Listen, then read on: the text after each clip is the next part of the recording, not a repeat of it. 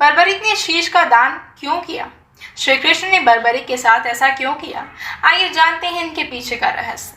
पौराणिक कथा के अनुसार बर्बरिक घटोत्कच का पुत्र और भीमसेन का पौत्र था।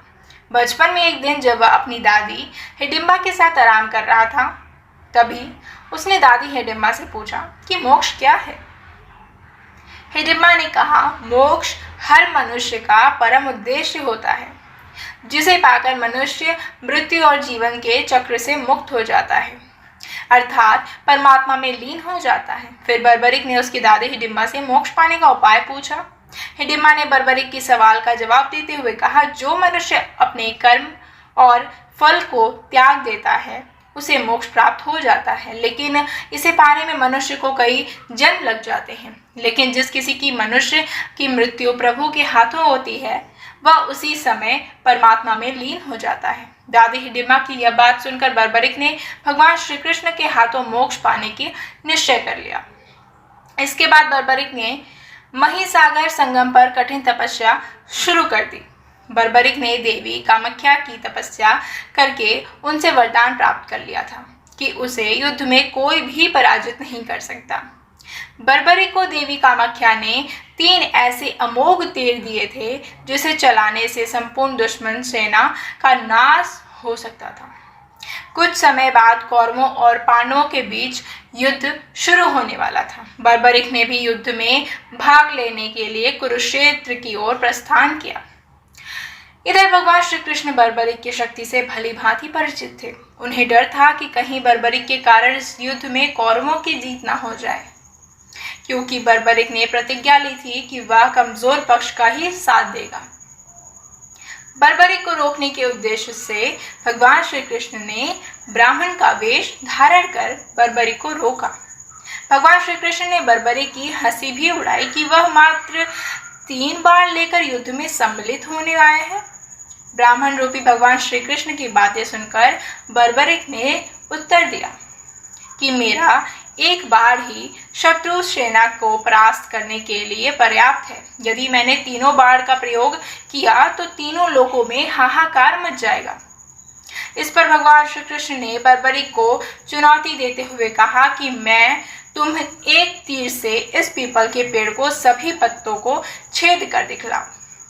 जिस पीपल के पेड़ के नीचे भगवान श्री कृष्ण और बर्बरिक खड़े थे।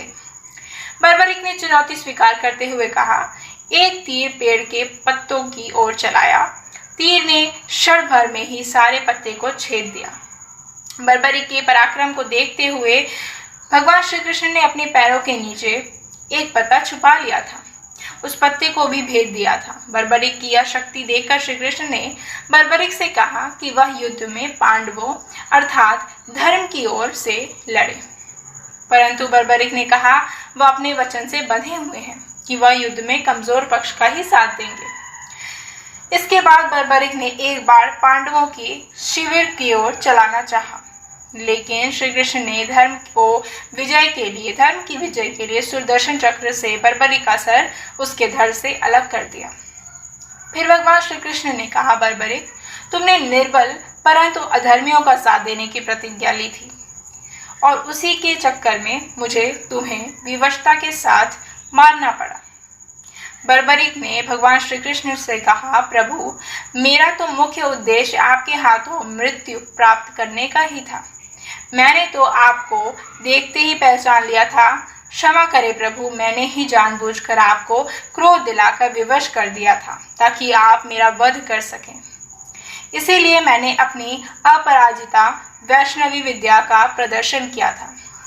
आपके हाथों मेरा वध हो, इसके लिए ही मैंने कठिन तपस्या की थी।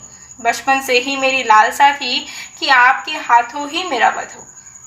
भगवान श्री कृष्ण ने कहा, बर्बरिक तुमने बड़ी तपस्या से जो अस्त्र प्राप्त किए थे मुझसे युद्ध करने के लिए ताकि मैं तुम्हारा वध कर सकूं, उसी तपस्या और मोक्ष के लिए तुम्हारा लगन में तुम्हें मोक्ष के योग्य बना दिया।